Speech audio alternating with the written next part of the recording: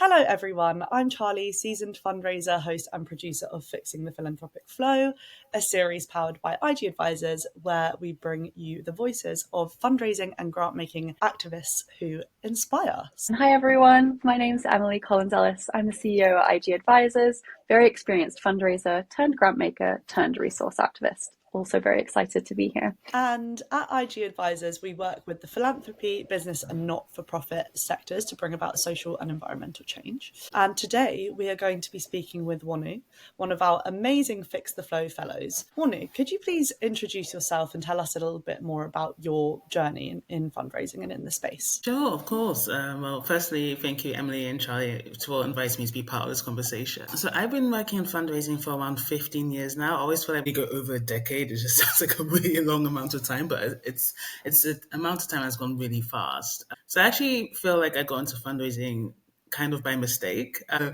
After doing my master's, which was in international development, I really wanted to work in the sector. So I actually got an internship in fundraising at Save the Children. And after that, I didn't really look back. So I've been really fortunate to be able to build a career in the sector, working mainly with international NGOs, but also with domestic organizations as well. I've had the experience of working in-house as a fundraiser, but also as a consultant. So I've been fortunate to have varied experience working in the sector. And it's definitely been an interesting one, working in community, but also sometimes it's been a quite isolating experience as a woman of color, working in the sector as well. And I think a lot of that's changing now, which is really amazing to see. But when I first started out, there weren't many people that looked like me that worked in the sector. So it's definitely been an interesting journey, but one that's, I think, led to professional growth, but also personal growth as well. Yeah.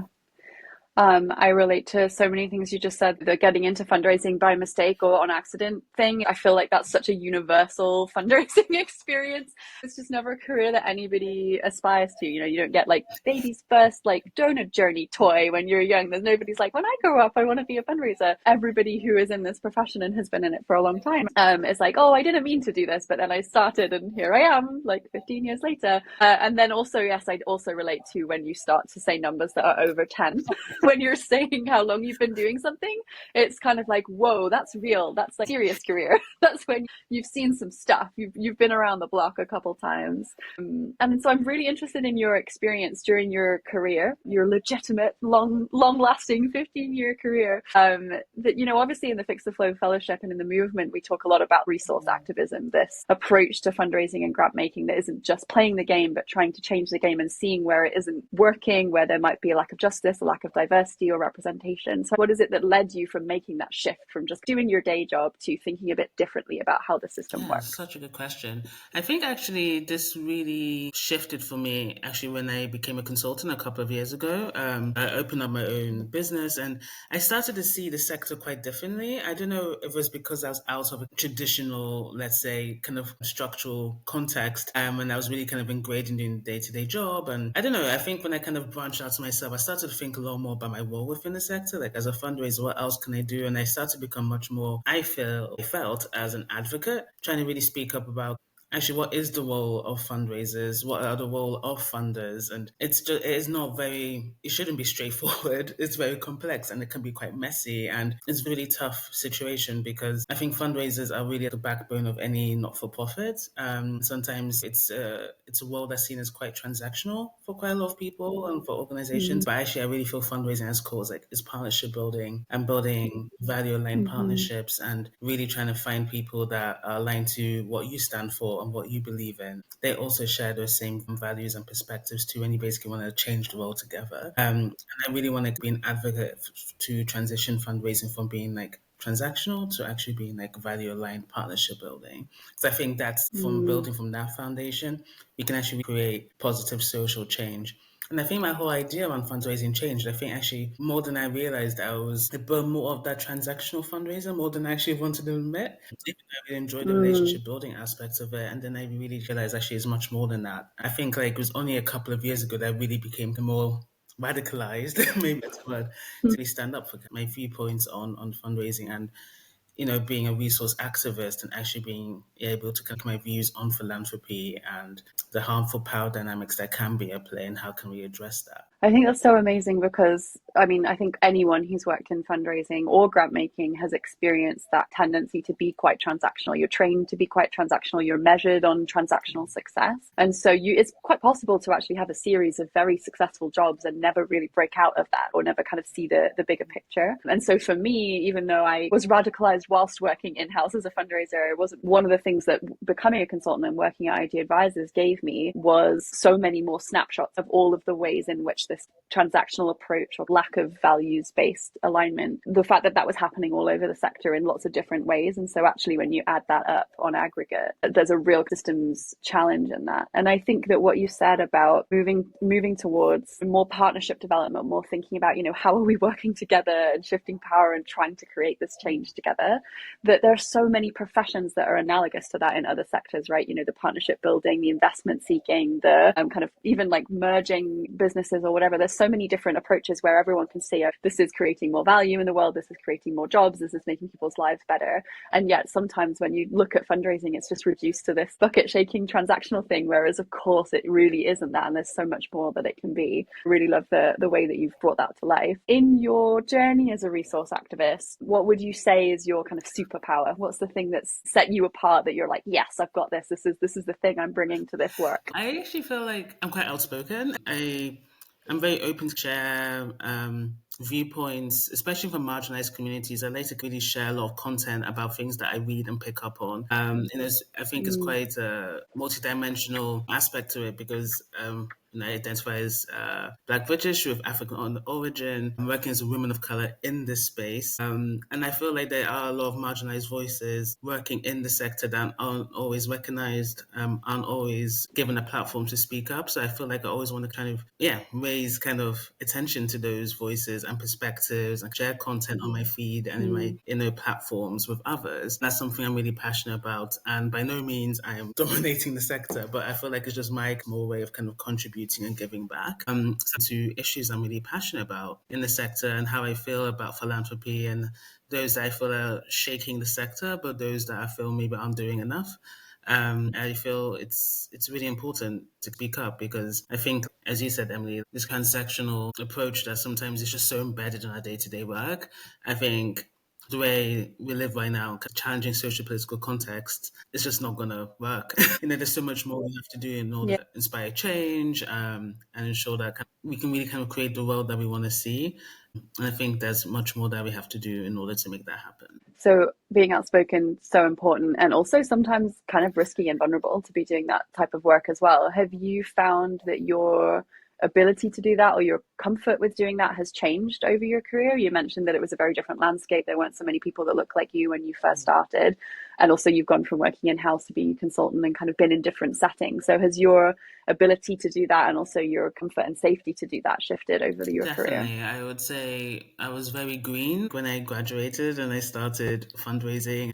I was very much focused on the deliverables and the targets and the relationship building and also just learning how to be a fundraiser. And as I was fortunate to kind of gain more experience, I then kind of found my own identity and being a fundraiser at the same time and all those things coming together. So also as a social justice activist, as a feminist, all these viewpoints really coming to the fore. So I think I naturally just built in confidence actually as my experience developed. And also as I got older, as a mid-career professional, you start to also realize a lot of things about yourself, but also the industry you work in. And I feel like that also contributed to me being more bold, speak my opinions and, share content that I feel really passionate about in this sector. Yeah, I think that's great. And one of the things that we see so often and we hear from fellows on the fellowship as well is how hard it is to speak out as an individual, especially when you're employed by one charity. And of course, anything you do and say, you're a spokesperson or a figurehead for that one employer, and it's risky for them and it's risky for your donor relationships. And so one of the things that we were trying to do with the fellowship is create this space for us to have a collective voice about the challenges that we were facing. But of course, even with a collective voice, someone needs to be the mouthpiece for that, right? Or the writer for it, or the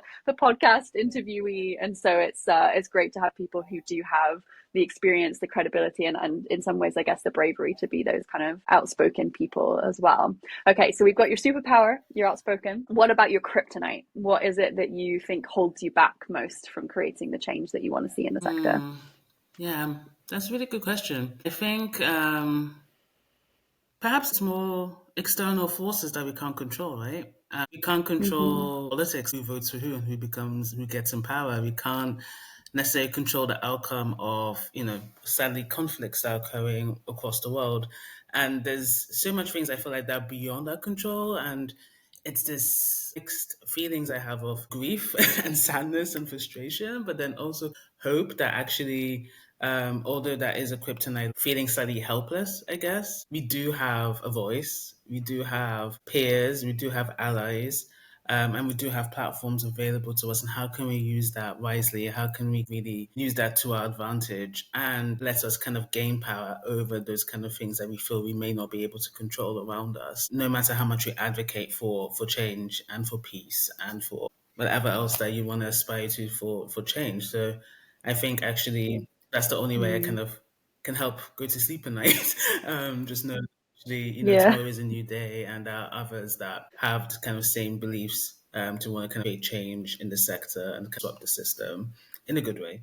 I always joke in the onboarding with the new cohorts of fellows that whilst obviously we have this joint mission, that selfishly I kind of created this community and this movement because I didn't want to feel helpless, and I needed to find my people, and I needed to believe that there was more of us that wanted to create this change. And so I hear your kryptonite of grief and helplessness and kind of feeling like there's things beyond our control. And then I raise you, let's just find a community, let's build a community that like gives us that solidarity and that hope that things can actually change. And it certainly worked out very well for me. So. I'm really happy to hear that. Yeah. And I think actually the great thing about the fellowship is actually just being in this space where there is this collective voice, as you mentioned, Emily, and also this freedom to speak about the things that we find frustrating and the things that we find that are great, and share insights and perspectives of one another. And I think it's brilliant. I know 15 years ago when I started my career, I did not know of anything like that. And maybe it was in existence, I just wasn't on my radar, and that's also okay. And if it was, that's brilliant.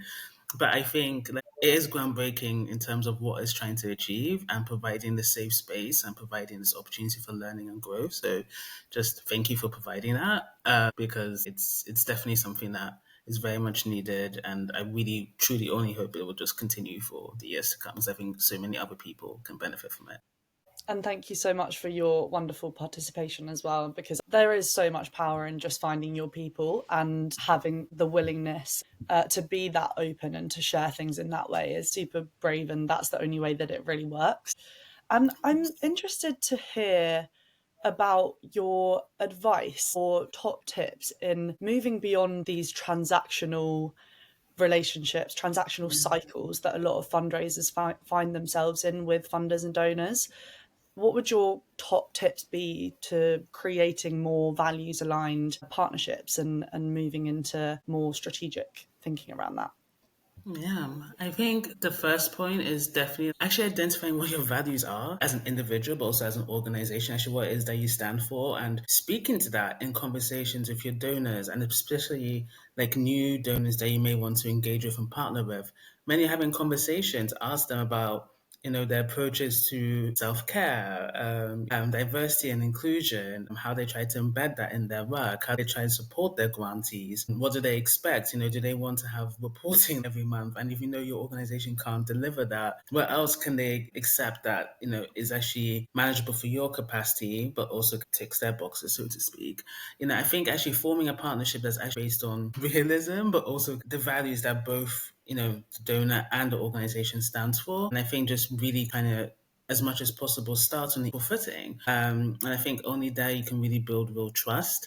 No funding relationship should ever be based on uncertainty or should be causing you to actually have additional stress and concern. Working in the sector can be tiring, and there is fundraiser burnout is a well-known thing, and unfortunately it is becoming more and more commonplace, especially since COVID. So what can you do right now to kind of really protect those working not-for-profit sector, and ensure they have the support and access to things that they need to help them keep running, keep the lights on, but also deliver the work on the ground and not make that 10 times harder. And so I think donors just have to really listen to the grantees, listen to the organizations who are working tirelessly every day trying to address the social issues that are happening in their communities, and actually form strategies around that rather than it being the other way around. So that's what I really advise. And just being able to have these conversations, I think the Fix the Flow Fellowship is brilliant. That has this opportunity for funders and fundraisers to both meet and hopefully provide this knowledge exchange and insights and being able to help create this awareness. But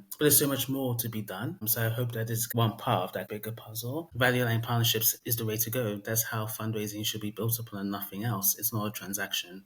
It's way more than that. Yeah, I love that. And there is so much more to be done. And we do talk about the many, many ways on the fellowship that the system isn't working. But we also try to collectively define a guiding star for how we would love our ideal utopian funding system to look. So imagining we're in your ideal utopian philanthropic funding system, what are the top 3 qualities that you see in that vision? Mutual understanding, because I think actually it should work both ways. Patience, that this is a work in progress and it's going to take time to kind of figure out how the funder works, how the grantee works. But I think actually patience is really, really important in that process and just giving time for that partnership to build and to grow and to develop. I think creativity, actually. Quite a lot of people working fundraising forget that actually fundraising can be really fun and creative, and there's so many different ways you can showcase the work that you're doing. At the end of the day, actually are representatives, you're ambassadors for the organizations and initiatives that you're trying to bring to public attention. I think there's really fun, creative ways you can do that. Actually working with your donors, how can they support you in that? How can they support you in kind of getting the message out through different mediums, whether kind of online or offline or different kind of content. So I think actually just be really creative and let that spark new ideas in how you want to manage your partnerships and also showcase your messaging as well. Yeah, I absolutely love that, because in fundraising, tasks can be quite repetitive and it can be so easy, as we spoke to before, about, getting stuck in these structures and cycles and ways of working. So I really, really love that you brought that creativity piece out there. Me too. And I think that it's the right type of brain to attract into this, right? Going back to baby's first donor journey, you don't want people to aspire to this career because they think it's administrative or routine or repetitive or just kind of paper pushing. And that goes for the grant making side of things as well. I do think that so often you do find people that think that these careers can be or are those things. But what you do want is those dynamic, creative, relationship-centric people that want to go out there and build partnerships, meet people, connect over the desire to create impact. And that is the type of people that you want to come into this career, as well as obviously the people who you want to flourish once in it. So I think that fun, creative part is so important to highlight. Sometimes we can feel like we're firefighting all the time, or we're just operating in this scarce transactional landscape. There is actually a lot of opportunity out there for real magical moments and real profound change. So we're obviously building this kind of big utopian movement for change, and we're changing the world, and everything's going to be completely different in 10 years' time, and it will all be because of us. So that's what we're aiming for.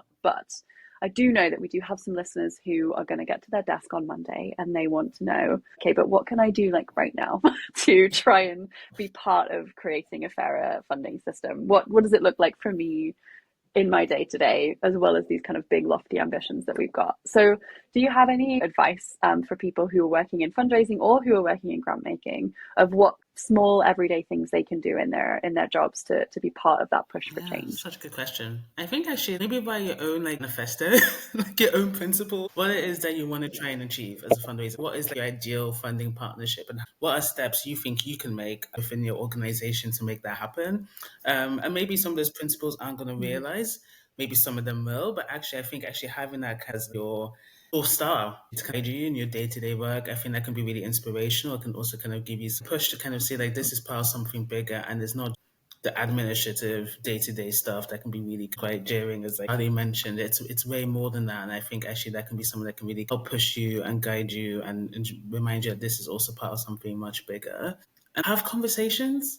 Meet up with other fundraisers. One of the best ways I've also been inspired to be a resource activist is conversations I've had with other fundraisers, the frustrations, the good things, the learnings. So just really build a network and touch base with others, whether it's through LinkedIn or face-to-face in real life situations, or of course the fellowship. That's an amazing way of doing it. Just connect and have conversations and be willing to open your heart and your frustrations and be united and work in solidarity in the sector. Absolutely.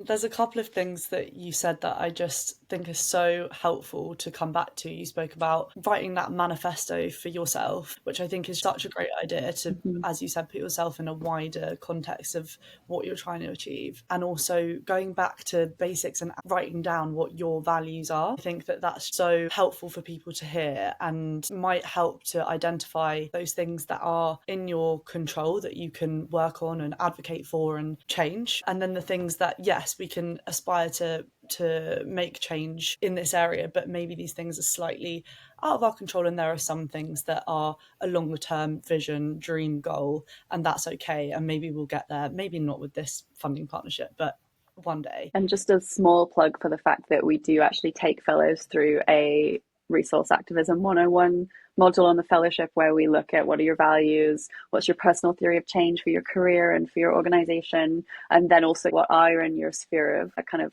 concern, influence and control, and how can you take day-to-day actions. So we do help with the radicalization process if people need that. Wonderful. Well, thank you so much for joining us today. Enjoyed our conversation so much. So many helpful, thoughtful insights and experiences from your journey. And thank you so much to everyone for watching. Please do stay tuned for more episodes. Please like, comment and subscribe, and share with any fundraisers and grant makers who might need a little bit of sparkle in their journey.